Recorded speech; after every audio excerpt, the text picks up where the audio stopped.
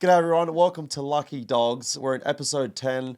We just want to thank everyone for tuning in. We've got a fantastic guest here today with us, Jess Yates. So welcome onto the show. Hello. This is going to be interesting. You two are in charge. Yeah, we're not normally used to this. Generally, it's you interviewing us and asking us the hard questions. Yeah. So we thought we'd switch it back onto you and see what questions we've got. And we've actually, for the viewers at home, we've actually lost Ainsley. She's down out. She was in hospital last night. So yeah. She must be really crook because nothing stops that girl. So for her to wave the white flag, you boys better be sending flowers and getting organised to make sure that she's okay and back up and running, because I think we all need her. Don't we? This episode could fall apart, to be honest, without her here. Generally, we throw to her when we can't find stuff to say. So we'll see how we go. Well, I've got you. If I see any gaps, boys, I'll jump in. Don't worry, I'll help you out. I don't know if you know, but we've done 10 episodes now. Well, this is the 10th one, so we're pretty much experts at this. Yeah, right. But I guess for everyone at home, you actually have a relationship with Ains as well. Yes, I do. Ainsley looks after me, as well as you guys. She's incredible. Aren't we lucky to have her? She is the hard worker behind the scenes, pulling together all of the great opportunities that we all get. She played a big role in helping me get my new book out. I know you guys have been great supporters, helping me promote that. And she actually worked together with me on that to get that deal done. And she was my test audience when I first written the script, and we worked on it together. So I wouldn't be in this position without her. Yeah, and how's the book been going? It's been really good. Bathurst, it was really big, which was exciting. I had the opportunity to meet a lot of little people that have been reading it, but parents and grandparents, school teachers, which was really exciting. And I think what it sort of told me was exactly what I already knew, that there's a gap there. We're not talking to that part of our audience. Parents said to me, I'm so pleased to have, spend money on something that's not a t-shirt or a hat or something that's going to end up in the bin eventually, or that they'll outgrow. This is something that they'll be able to keep forever and pass on to their kids, and which is really cool for me. But Woody's mum came over. I did a signing session because it was available for sale. Merch Alley, it's going to be available for sale for the rest of the year at all the Supercars events, and she came over and bought 10 copies and was really excited. So it's actually been really nice to connect with some of those people too that I don't often get to see. Yeah, right. Well, that'd be a real special moment for yourself, because I guess we do a lot with, local schools at events, and I think there's probably like 3 or 4 schools that get invited out. Yep. Various different ages, grades come out, which is always really cool. So that would have been a cool moment, I guess, on the Thursday or the Friday. Yeah, because I guess for us, we're so in it that we don't necessarily see what it's like on the other side in the peripheral.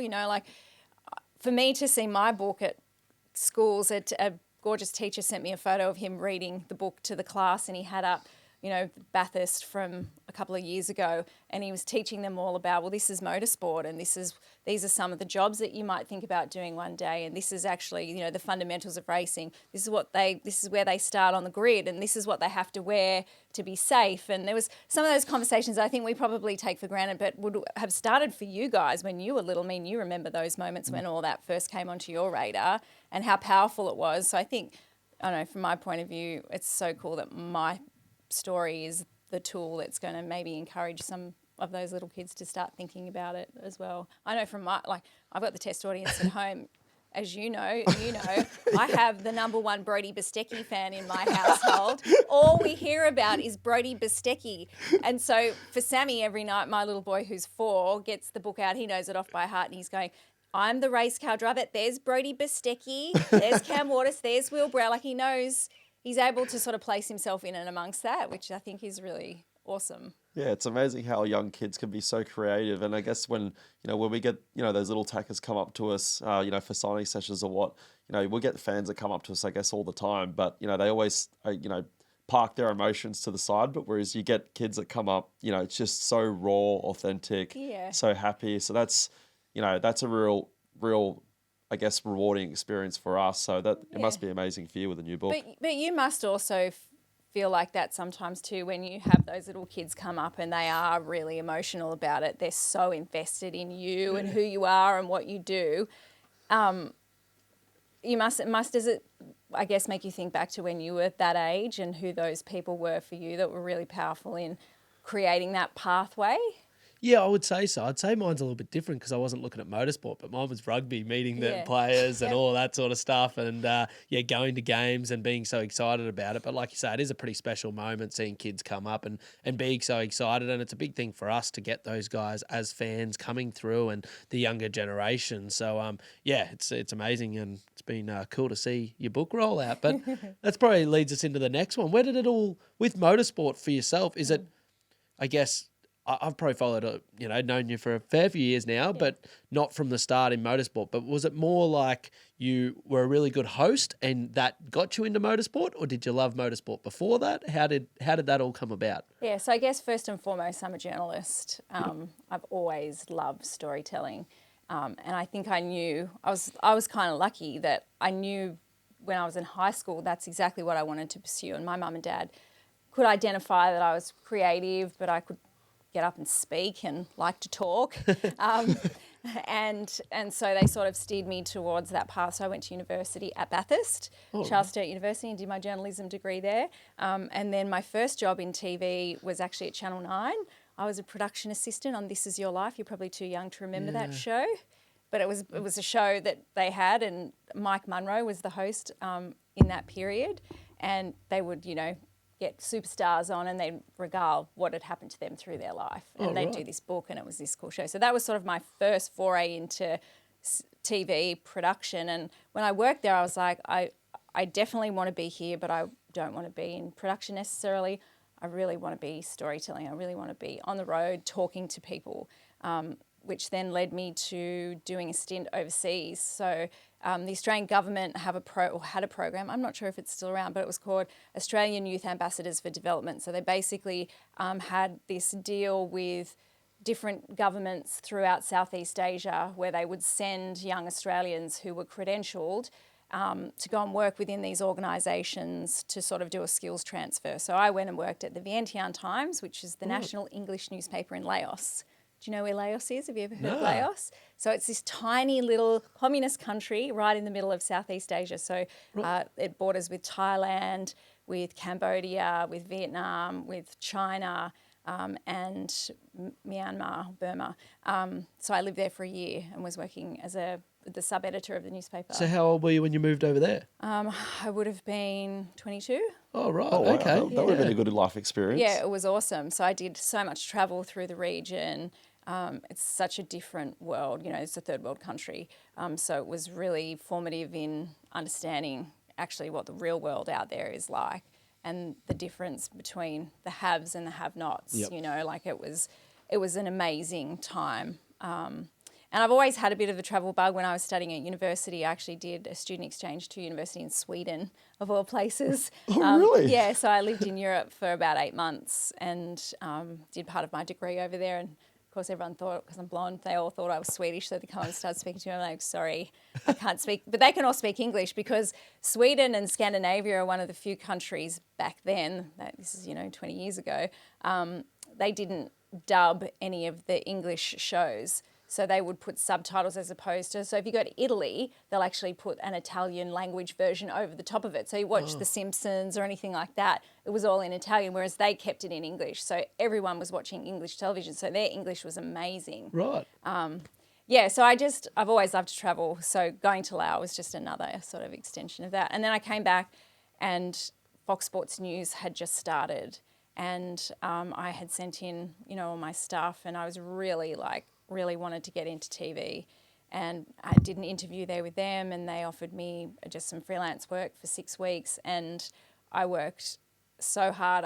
It was that time you could do double and triple shifts. So I'd start at 4 o'clock in the morning, I'd still be there at 11 o'clock at night because I just was desperate to just be there and learn about it. And then they offered me a full-time job after that, after being there for 6 weeks, and I've been there ever since.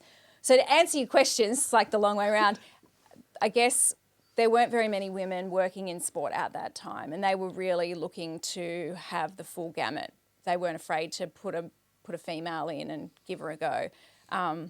And they were looking to shake it up. They wanted to do something different. So at that time, we just lost the rights to MotoGP. Oh, yeah. And we had World Superbikes, and there had been someone hosting that for a long time, and they wanted to change. And I think I was 24 years old, and they came to me and said, we want you to host World Superbikes.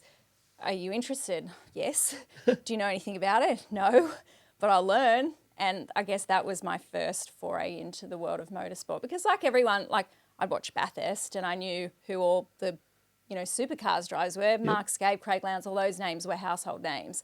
But I don't come from a motorsport background. I didn't know about understeer, oversteer or camera or any of that stuff, And so when I had this opportunity to front the coverage of a, global sport, that was just like a dream come true for me. And so, yeah, everything sort of happened off the back of that. How did you, my biggest thing is that, I've watched AFL for years, but I couldn't commentate it or host it because I don't know enough about it with all the rules. How'd you learn enough about World Superbikes to not hop on there and not know your stuff? So, yeah, that's right. How'd you learn it? I think the thing about our audience too is they know, right? Our rusted on fans know the language. There's so much nuance around how we explain things and what to look for.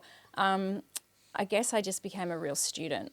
Like you guys, when anything's new, if you're really passionate about it, and I really wanted to do a good job. So I left no stone unturned. I sat there for hours trawling newspaper articles, watching, old races, listening to what they were saying. And look, if I watched those tapes back, I was probably horrendous. Like that terrifies me to watch any of that old stuff back. I think, oh my gosh, what were you doing? Because I was so green and I was so young. But it was just such an incredible learning environment. And, I had some experts with me who I would ask 1,000 questions. And I think that's probably what I learned early on, is that I'm not an expert. I'm the conduit to the expert. So It's all about listening, about asking the right questions, being inquisitive, and not thinking that you have to know everything. And then I think when you sort of get your head around that, people are a bit more forgiving if you make a mistake. Because I still make plenty, but I think I really learned that I had to apply myself and really understand it, and be the fan at home sitting on the lounge. Like if I'm at home and I'm watching this, what do I want to know? What do I want to see? How do I want to receive it? It's got to be entertaining. It's got to be interesting. It's got to be fun. So I guess that was kind of the beginning. And then, sort of fast forward working, we got MotoGP back, so I hosted that. And then Supercars, the Speed channel, I don't know if you probably Speed channel, yeah, that was a thing for us for a time, but we didn't really have very much. We didn't have Supercars and we didn't have any kind of top-tier motorsport in Australia anyway. And so then we were sort of sitting on the edge of all of that. And that was cool because it allowed me to dip my toe in and start to get to know some people. And then when the opportunity came up for Supercars at Fox, I definitely wasn't the first choice, I don't think. I think when we got it, they really thought about, okay, what are we going to do here? Do we try and get Matt White, who obviously had been the host for such a long time on 7 and Channel 10? Maybe we should get him. And I know that they had talked to him about coming over to Fox. And then I think they really sat back and thought about it and went, well, we've got Jess and she's, known to our audience. And so are we going to give her a go? And there was a moment there it was like, this is a big deal. Are you really ready for this? Absolutely. Bring it on. I remember sitting there in Adelaide for the first broadcast going, holy shit, like this is a marathon. What have I got myself into? Because it was brand new for Fox Sports too. We'd never done anything like that in motorsport. And so, it was I think it's 11 years on now. And I think back to that time and it was pretty wild. I think about us, like at the time where we get given like a shot in a car or you make a mistake or something. Was there ever a time where like something happened and you're like, oh no, I might not keep this deal or that? Or was there ever anything going? No, but it was definitely, I was well aware of the fact that everyone was watching and that if I didn't do a good job, that perhaps I might not. So you just didn't screw up like us. I try really hard not to, but for sure. I mean, you guys know what this game's like too. It's so political, and as a no, it's not. It's not. Don't get Brody started. We're not there. As a woman too, there wasn't any other women. Yeah. Like even behind the scenes in production, in the pit lane, particularly, like it's very male dominated. Yeah, and so you go, I am a fish out of water here, and how do I have a seat at the table? How do I have a voice? How do I garner that, I guess, respect from people so that I belong? Yep. And I had to really like think about that in the beginning because I love it and I'm really invested in it and I want to do a good job, but I want to represent everyone that works so hard really well. And so I just had to think about moving slowly and leaning on the people that I had around me. Like Mark Scape's been incredible to me. He said to me from the very beginning, I'll back you up, I'll help you. There's no question you can't ask. Just use the expertise you have around you. Neil Crompton has been exactly the same. You know, those guys don't have to help, but were so open and have been such incredible mentors to me about the game. Because I guess the broadcasting thing I kind of had, but it was about, okay, how am I going to be one of you guys? How am I going to speak the language? How am I going to figure out where the story is? So that first one, I remember hanging on going, oh my God, this is, how am I going to do this? Because at that point too, I think we had 15 or 16 rounds. So it was a bigger year and it was sort of more back to back. And Adelaide was 4 days of like broadcast. It was like the buffet of motorsport, right? Like it just kept going and going and going.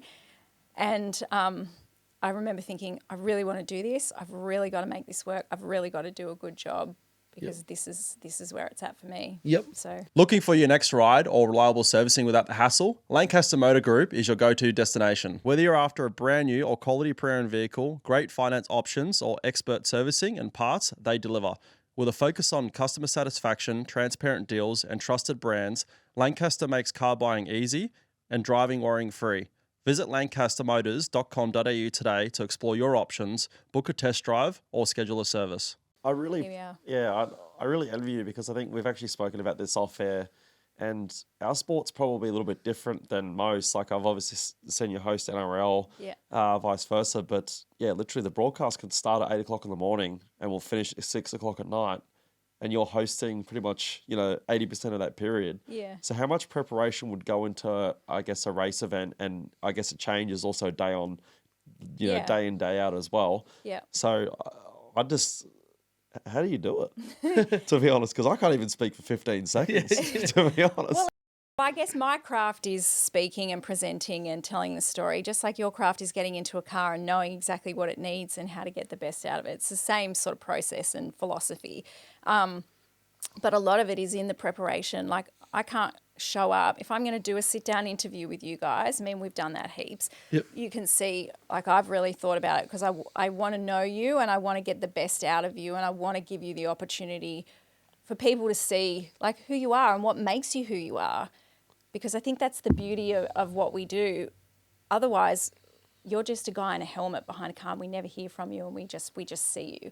So it's all about having those personal relationships and taking the time to get to know people and finding those opportunities, like coming up to Toowoomba and spending a day with you, vice versa, coming to the workshop, and hanging out with you in your Crocs and just and working out like what is it that makes you who you are and how am I going to translate that for everyone at home so they get to know who you are too, so that there's 1,000 Brody Bostecki fans out there and equally, a million Will Brown fans out there that are going to come to the racetrack and show up because they've seen something that we've done.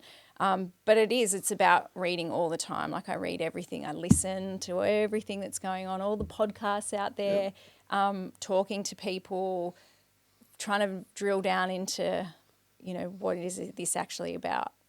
Why are people upset about something, or what's made them passionate about it? And does it matter, or is this actually the reason? So it's a bit of a jigsaw puzzle. But I think over time, it's like anything. Like once you're part of that community, that stuff is it's on your radar all the time. And so it's not that I don't work as hard, but I'm probably a bit more focused on the things that matter before each round. And like you guys go into the workshop, you do a pre-brief, you go through all the stuff. We do the same thing in TV. But ours is about, like where is the storytelling? How are we best going to do this? How do we want, like what's going to matter on the weekend? And it's not just one session. So people might think that we have one phone call in the lead up to the event where everyone's together. I talk every day to Nathan and Dom at Supercars, who are part of the production team, as well as all the other things I do. Like I'm hosting NRL, so I'm as invested in that as this. I was just down at Phillip Island on the weekend hosting MotoGP. MotoGP, yeah. I do a bit of Formula One stuff when that pops up as well.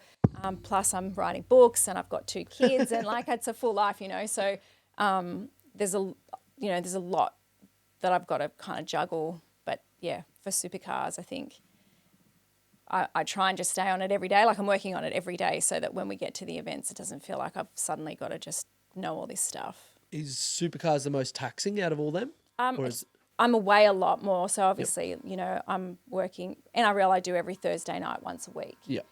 Whereas when we're away at these events, it seems to get bigger and bigger because the demand for content is higher. Yeah. So, we're trying to do more feature stories and more activations. And I've probably been a bit more involved behind the scenes in some of the creative as well. So I've written all the openers for the telecast this year.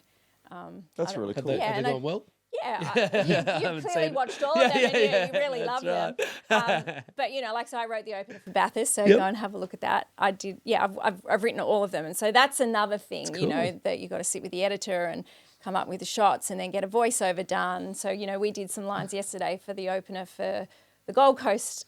So we'll stitch all that together where everyone, it's all the finalists are delivering those lines. And Must be shooting out invoices left, right, and centre every month. Just no, this is part of my job. I mean, I do a lot of. I don't have to do any of this, right? It's not. I'm here to just present the telecast. But with Supercars, MotoGP, all that, you do. But that's all part of my gig with Fox Sports. Oh, right. Yeah, So, makes sense. Yeah. So, and I think that's what some people wouldn't see, all the extra things you guys would do to make sure that the team's where it needs to be, or, the fan engagement's there, or, you're building your brand or whatever.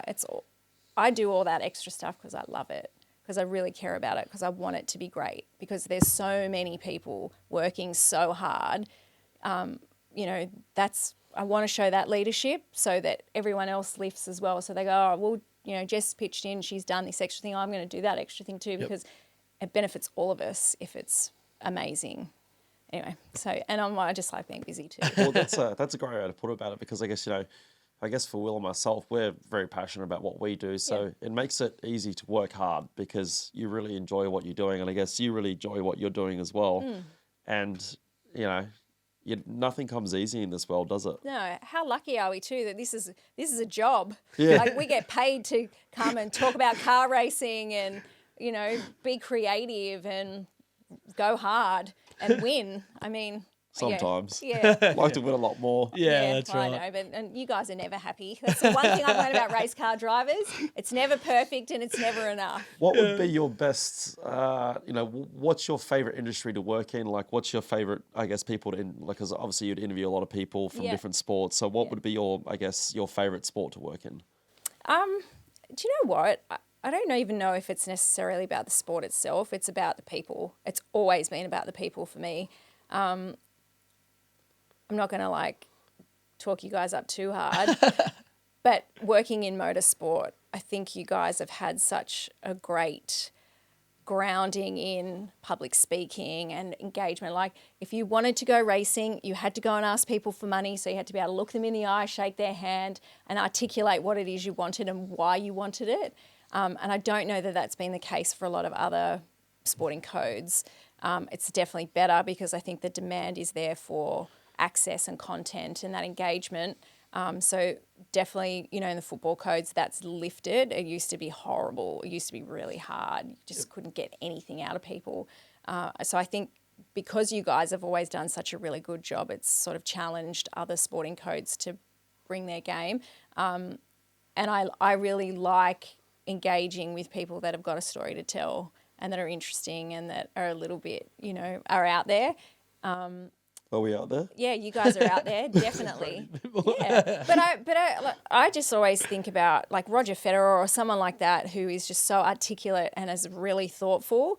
They're the sort of people that I want to interview and be engaged with because they know how to bring it.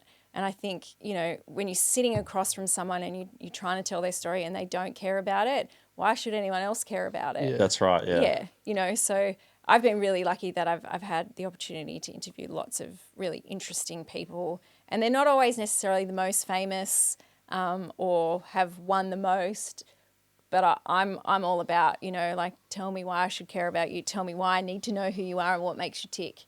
And that's the bit that really turns me on for sure. Yeah. So do you have and you can only we'll do one. But do you have someone that stands out, like your best interview or most favourite person you've interviewed that was just like a standout moment, just a feel good or anything like that? Gosh, I mean, I probably need to sit down and actually write a list of all the people I have interviewed, because I feel like it's been, like there's been so many, and I do it so often that you sort of, people often say to me, oh my gosh, you get to work with, Mark Scaife, or you get to work with Gordon Tallis or Kevin Walters, or they say, I'm like, Gordy, Kevy, yeah, they're just normal people to me now because we've got that kind of relationship. And so I probably don't really think about the gravity of, who some of those personalities might be. Who have I interviewed that's a real standout? I mean, I've interviewed Kelly Slater before. He's pretty. He's a good fella, isn't he? Yeah, he's phenomenal. cool. Yeah, he's a really interesting person and thoughtful and articulate and has lived a life. That's cool. And obviously, I know some of those guys through my husband, who was on the tour for a long time, which is sort of how I met Luke. I was reporting on some surfing back in the day. That was a long, long time ago. And I knew Andy Irons quite well. He was a really interesting person as well. Those guys are really cool, and I enjoyed sort of my foray there. Mark Webber's a really interesting person. I've interviewed him before. I like there's heaps. I have to think about it. I'll get back to you. But I don't take it for granted at all. Like the opportunity to meet some of these people and kind of interrogate them a little bit. And while I guess interrogating someone in an interview, what would be? Angel's got something down here as best interview where you've caught someone or found something. I caught Shane Van Gisbergen a couple of times, I think, where he'd tell me something and I'd go, is that right? So it's a 3-year deal or it's like whatever it is. And he'd be like, oh, I don't think I was supposed to tell you that. Anyway, I've told you. I think I got him. I think there was, where were we? We were in Darwin when all of that was going on. I think about him leaving and whatever. I still remember Darwin, you putting the heavy hitting questions on Chaz. Yeah, I think that was got around Chazzy. that time. Because that boy can dance. Like, talk about trying to avoid a question. He's the best at it. Yeah, he's forever jiggling around. And one day I just had enough. I said, for God's sakes, just answer the question. Is it yes or no? And he was sort of like, oh, wow, I've really pinned him down because, and I felt like I could do that with him because we've got a good relationship and he knew that, it was about the theatre and about being entertaining as well. And I think people don't necessarily expect that a female would be forthright or would be, critical enough to go, no, you're not going to wiggle out of this one. You need to tell me the answer. So that's a bit unexpected. I always find that so awkward because we know the answer and you're just trying to and we can't say, but we're like, oh, what do you say during this time? You're just like, well, it's tricky, right? Because I know sometimes you can't tell me, but I also have to ask because that's my job. Yeah. And so we're doing this dance where I've got to ask a question knowing I'm not going to get the answer. But You have some of the worst kept secrets. Yeah. I reckon. Yeah. I think it's just because everyone's so interested in it and the paddock's so big and everyone just starts spreading But the it's secret. full of gossip. You just start one and see if it gets back to you, and then someone's like, I've heard this, and you're like, yeah, I started that. Yeah, except that it's been... Like even like us, for instance, this year with the Ford thing, that didn't get out, and like generally everything And gets how out. did that not get out? That's the thing. Like you think about it, and you're like, Well, I called driving- you and told you. You called me and told me, and I didn't even know, and I was like, I don't know what you're talking He thought about. I was but joking. This is the thing, like So how did you find out? I found out actually a few months before it actually got announced. oh, here we go. But I did you, officially, or how did you know that I it wouldn't- wasn't? I've got really good sources. Yeah, right. Okay, so Not giving come them up. to you. Yeah. Yeah, I've always got was good it goss. Roland that told you? Who's that? Yeah, yeah. He's a new team principal at Premier Racing. That's going to be big news for you Yeah. this weekend. Yeah. Oh yeah. Yeah. We do a fair bit on that. Is he in the garage No, as he's- team principal? No, not till the 1st of January. I think he officially takes over. I mean, he might be there. Yeah. Sure. It's a big story. It's a massive story because I thought he retired. Isn't that why? Well, Right out of I feel like AAA? he's been there all year anyway as well. Like when they're saying Nah, like he hasn't. he was there at Grand Prix. He started Yeah, then, but didn't like he? he hasn't really been there. But like for him, Wasn't like it the test day? oh maybe. But like for him, like I had dinner with him a couple of weeks ago. But like he's just getting you know, once you get to his age, and he's getting old now. How old is he? He's old. Is he? Yeah, I make fun of him all the time. He's Like like 100 grandpa. or- He's like grandpa. up there. Yeah, grandpa Roland. No. But it is like, he's you know, not. for him, it would be good for him to come back and actually do something. And, you know, he's obviously so credible in our Why does industry. he want to come back? I think he's just not bored, but Why do you sell Triple Eight, the best team, and then come back? No, it'd be Well- like a driver retiring out of Triple Eight and then coming back and going, nah, actually, I might just come back in and try. See how Jump it back goes. in the seat. Yeah, it just doesn't make sense to me. what did he actually sell? Well, he sold When the you team. when you really think about it. Well, sold the team at the end of the day. what, just a trophy cabinet full of trophies. Yeah, but you had the best team still. All the personnel is still there. All the personnel, pretty you much. sold Yeah. you sold the best team. Like Yeah. at the end of the day. And a brand. Yeah, but he built it, so Yeah, but So- built it over a long time though. Is that what this is about, though? Obviously, you know, things had evolved. Jess was there. She was very much part of it. She's obviously moved on. Is it about actually building something for him? I sort of get the sense that he is someone that wants to have his hands on it, and it's the putting the pieces together that's really satisfying for him. I mean, I'm sure I'm going to put my hand up and say I'd love to sit down with RD at the beginning of next year and ask him these very things, but from the outside looking in, it looks like it's all about putting the pieces together and building something that is what it's about for him. I've been pretty privileged to spend a lot of time with him, and you know, went racing with him actually a few months ago at the Enduro QR, and I think he really just misses being in and amongst it. So I think he really sort of had that period where he, I guess, sold off his shares at Triple Eight. Jess sort of moved on. You know, he's moved to America and working for GM over there, and you could sort of see in his eye, you know, he still wants to do it. And you know, we went to QR to go do some other racing with you know, the dude and stuff, and you know, we're trying to have some fun, and for him it's like, you know, his name's on it, so we better win. Yeah. You know, it's pretty serious. Anything that he touches or gets involved in, you know, you definitely know about it. Like I'm, you know, trying to drive the car and setting tire pressures, and someone comes up and has a conversation, and he's like whipping me back to, you know, make sure I finish doing the tire pressures. Don't stop. You'll stuff it up. Yeah, focus. Yeah, just focus. Everything. I'm like, calm down, Godfather. Just relax. Like, So jeez. I'm interested to know why Premiere. Like, why wouldn't he just start his own thing? Why would he partner with Pete? I think it's pretty hard to, I guess, start something completely from new again. And he's had a relationship with Pete now for how many years? I think 5 or 6. Well, I think, yeah, obviously a customer team for a fair while, got along with him quite well, sold him a lot of the Triple Eight cars that were sort of had achieved something over the last few years. Like Pete owns heaps of them. So I think they had a pretty good relationship. But I don't know. I think it's hard. I could be wrong, and I think he'll do a good job, but I think it's hard to be as an invested when it's not your money. It's just the truth. Is it not his money? You don't think he bought a stake? I don't think Roll's bought into it, but I agree he's fantastic at what he does. I've worked with him and everything like that. But when he started at Triple Eight and back a long time ago, you kind of have to make it work. You know what I mean? Like it's kind of Well, it's like your us when baby. we move team or whatever happens, you have to, and it's your baby, it's your money. I could be wrong, but it's I don't know.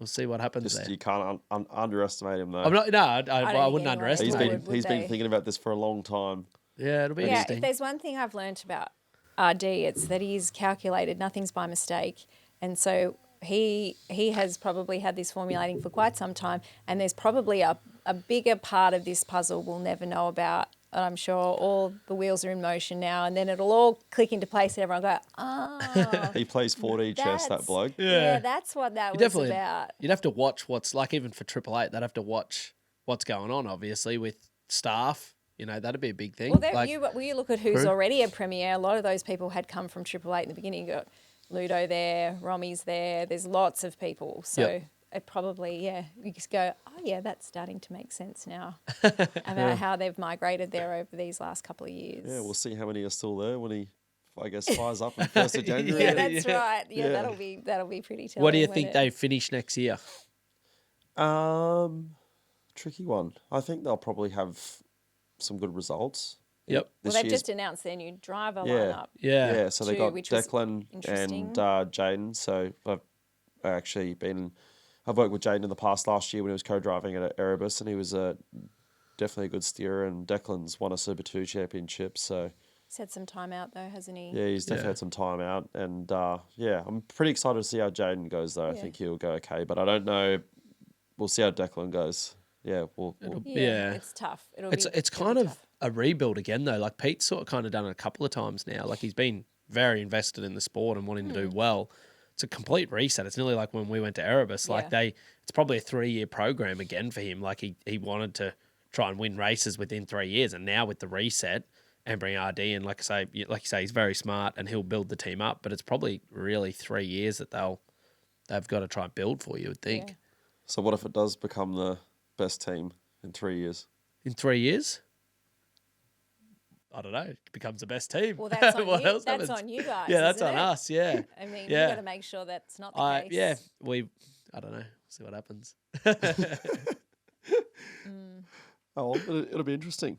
Yeah, I thought it was interesting the way that they announced their lineup, though. There was no mention of by Richie. It was just these are the two guys we've got next year, which I thought was a bit. Yeah, it is. It is a bit weird. It is a bit strange. So I'm sure all their processes and stuff will change next year when he gets involved. But I guess we're heading. How would you have felt though if you'd been with the team and then there was no?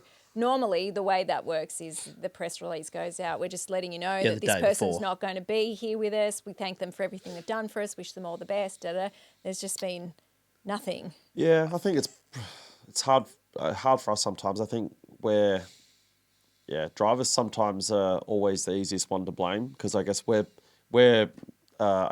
responsible for 90% or 95% of the car's performance, but that extra 5% is also really important as well because we have the tightest category in the world. So I think what was it at Bathurst? It was, for myself, I was on provisional pole and you missed the shootout. What were you 5 tenths off? No, I was 2.8 tenths off you. I was 12th and I was 2.8 tenths off.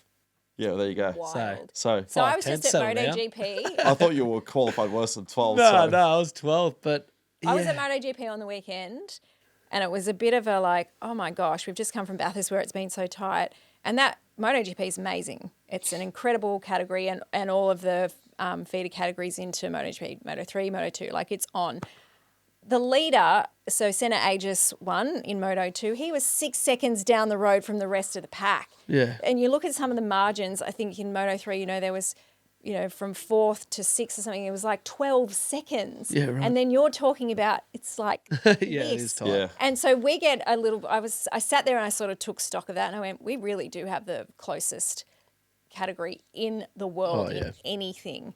How many other motor racing categories do you hear of talking about those tiny margins from 1st to 12th? Like that's insane. I think everyone tries talking about it, but it actually doesn't happen. You know what I mean? Like in F1, there will be a close qualifying, but it'll be between 2 cars, not 10 or 12, which makes it so competitive. But I think going back on your last question with Richie out, I think it shows, I think the announcement of a driver leaving a team or that generally shows how much respect and how the team was getting, and all of that sort of stuff in the team. Because you see someone that was really valued in a team and maybe something didn't work out and they put out a nice press release, it's kind of like an amicable breakup, you know what I mean? Everyone goes, and then you see the ones that it's probably got a little bit strained throughout the year or that sort of stuff. And it seems that the teams don't put out a, sort of nice, goodbye, but I'm not sure. There was just nothing. It's not even about, it's just here's the information. So it's like the full stop. It was just like, he had said pre-Bathurst, I have a contract for next year, I'm going to be, and he like vehemently was saying, see you next year, I'll be here.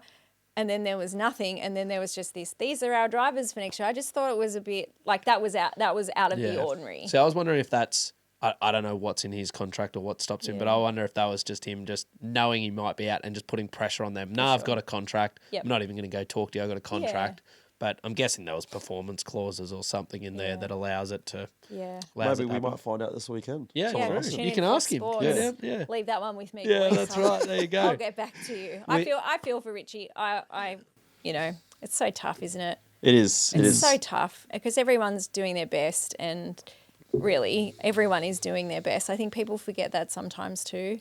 And, he's had a really interesting story and where he started and how he's found his way back to us. And that period of time where it was really tough for him, I remember sitting down with Murph, who had been mentoring him when they did that wild card at Bathurst, just talking about, I think sometimes people forget we are people. We're all human.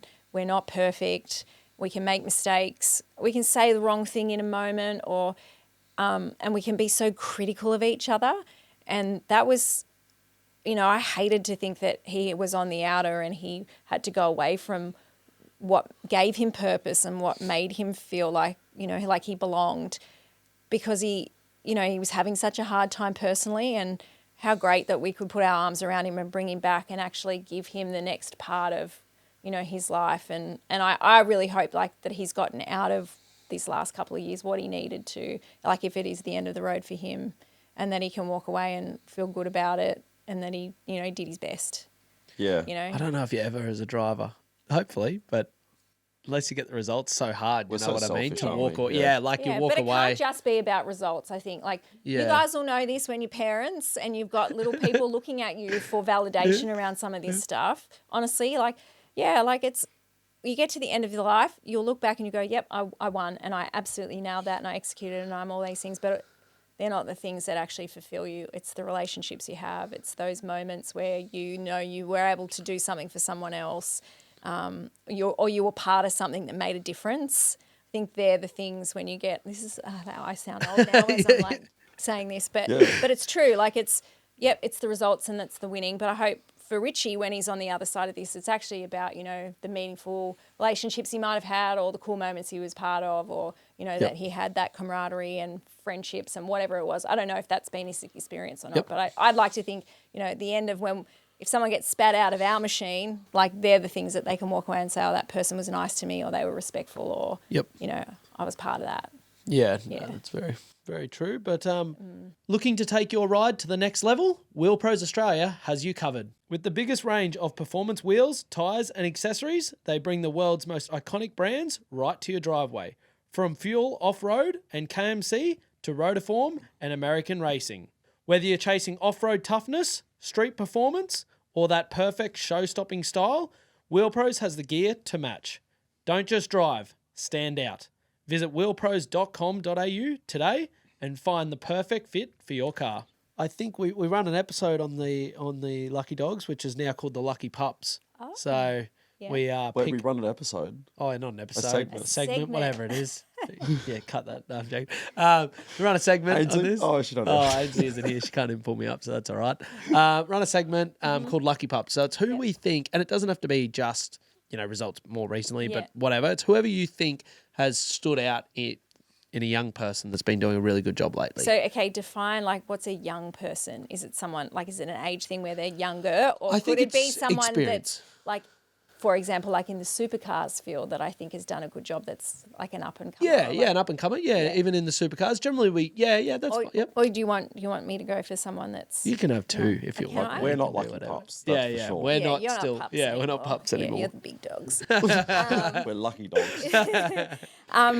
I thought Ryan Wood did such a superb job at Bathurst, and Yep. I think I've so enjoyed watching his development this year, because I think he is vastly different in so many aspects compared to his rookie season last year, and it's been so cool to watch him come on and really take it on and get it serious, even though there's nothing serious about him, because he's a good time. But I thought the way that he handled himself at Bathurst and in that race leading, and I thought, and for Jaden too, that was a really, really impressive performance. And I said, I've just been at MotoGP. Senna Aegis is someone that's coming up.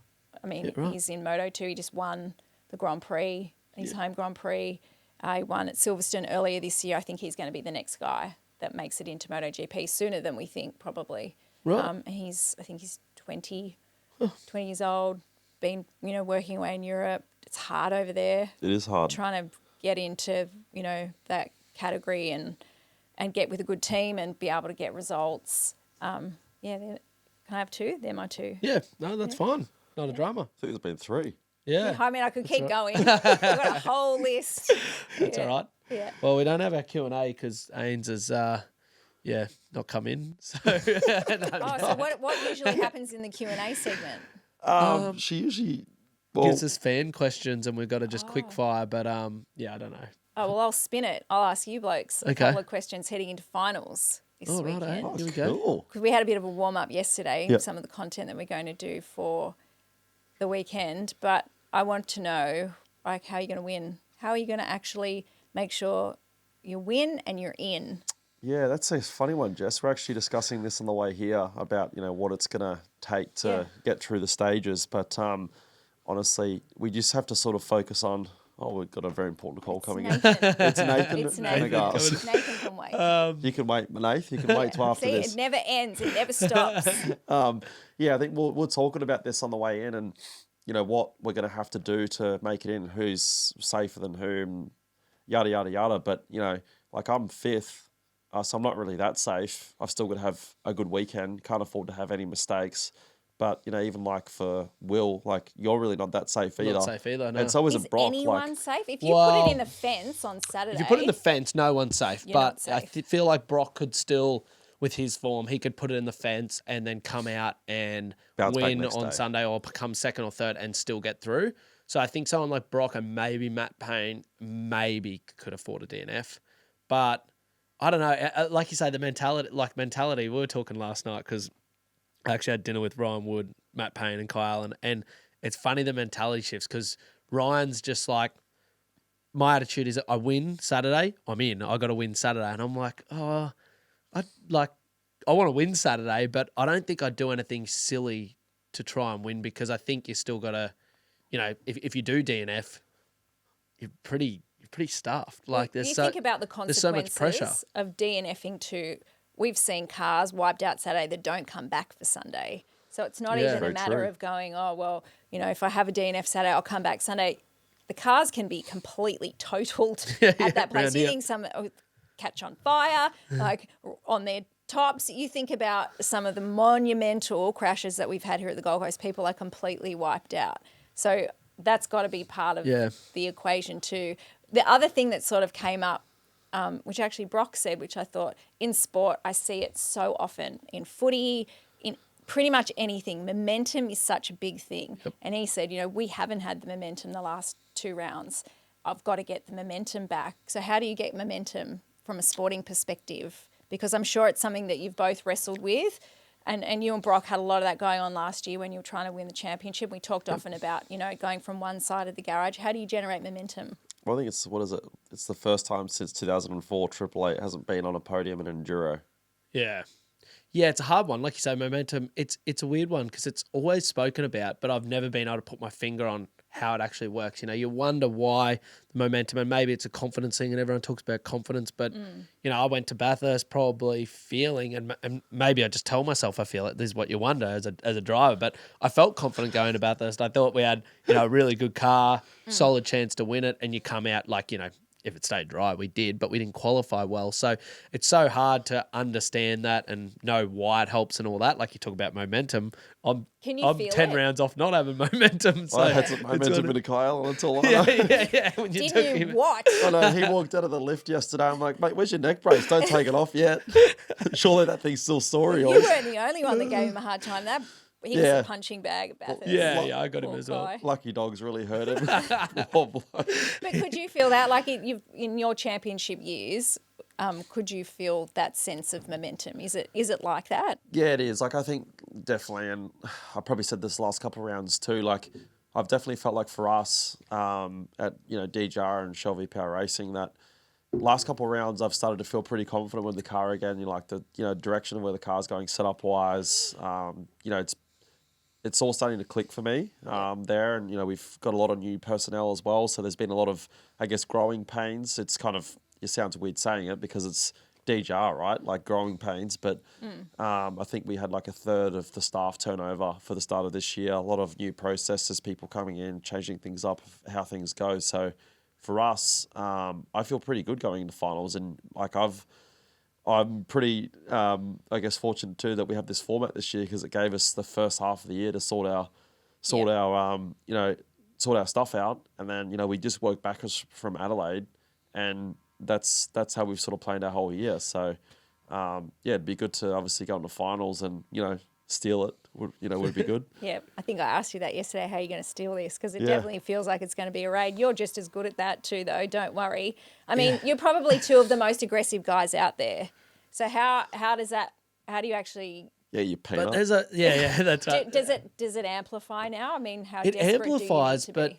I feel like it amplifies, but there's been a fair few guys step up. Like, yeah, I feel like, we are aggressive and would have a crack. But I looked at the top 10 and you've got, Brock, myself, obviously you, Cam, Chaz, all fairly aggressive guys. And you got Matt Payne. Who have you got from there? Woody's going to have a massive crack. Like, there's a fair few guys in there that are, aggressive racers and aren't going to leave a stone unturned or not going to, if there was a gap there, they're going to take it. They're going to give it back as good as they get it. So it's going to be wild, especially if people start throwing punches out there. I think it's going to be interesting, like on the track. If somebody starts hitting someone to see what comes back in this final system, I think will be the most. And the most interesting part will be if somebody takes someone out at Gold Coast, accidentally takes them out, puts them in the fence, and they get through, the person that took them out gets through. What do you reckon happens to them at Sandown, Adelaide?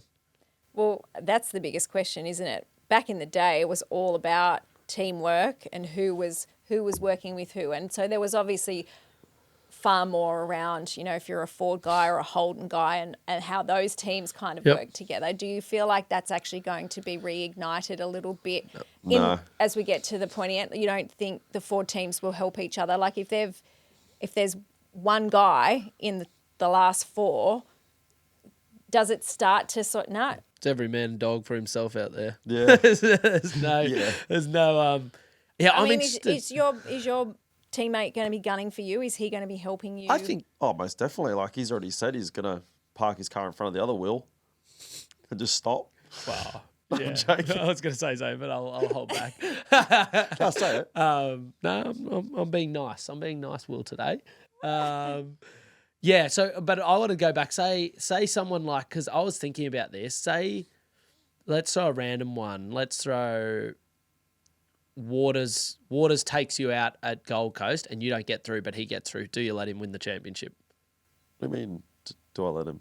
Well, if you can prevent it. If he takes me out, he's getting a penalty anyway. No, but the thing is that these days you could take someone out and only get a 5-second penalty. So you're talking about the square up. I'm more talking. Is there going to be I think people would. We need square ups back. Yeah, but that's more what I'm talking. Like you Big go time. into turn National Square Up Day is Mark Yeah. Scape's favourite thing. Yeah, like that's what we need. We need those rivalries back, like the old, Engel, Scaife. Like for instance, he goes down the inside turn 11. It's a bold move. Turns you around, everyone runs into you from behind. He keeps going, 5-second penalty. He only gets 5 seconds, drives on to finish third in the race, which happens multiple times. Yep. He gets through to Sandown. You get knocked out because of it. What do you do? Oh, I'll probably undercut him and just, just be a pest. But I'm just saying, in general, across the field, not putting any names out there, I think if you take someone out and get through to the next round, you're going to have to be expecting to... Like, it's not going to be easy for yourself. I feel like you're answering your own question here too and saying that's exactly what you would do. I would do that, yeah, 100%. If that happened to you, you would be... But only if I felt like it was purposeful. If it was an accident, you're not going to. Like, people make mistakes that just are small mistakes. But if you saw someone trying to get through and sort of turned you so they could get through or anything like that, you would obviously, but who knows? I've never intentionally tried to take someone out. You tried to get me at Ipswich. I saw Never. you.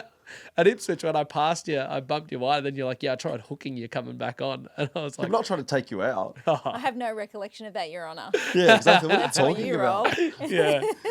It'll be interesting. It's going to be a crazy I 3 think rounds. it's going to bring another level of competition that we haven't necessarily had in the championship for some time, where there is desperation, where, talking to Brock about it, you can see like he's going to do whatever it takes to win. He said, you'll hear it in this interview that I did with him, he said he was really jealous of you last year, watching you celebrate this championship win, thinking that's what I want to do. I want to win like that. I want to be that guy.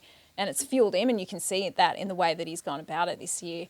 And I just wonder, having that sort of, the carrot's right there, and it's not just for one person, it's for a couple of persons. Someone's got to steal it. Yeah.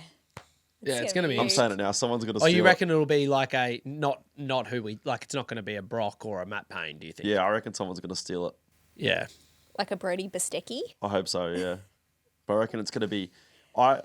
I really like this format. It's a lot like, and I guess because you always sort of track and see what the fan engagement is, if they're going to like it or not. And, I guess we kind of got this system a little bit from other, sports and industries, but our sport's probably a lot different because NASCAR's like a 36, race calendar, and ours is a 14. So one bad round can literally drop you out of the championship now. Yeah. Yeah. Like that's it. So I reckon it's great that we got this in there and we turn our last 3 rounds into basically a blockbuster series. Yeah.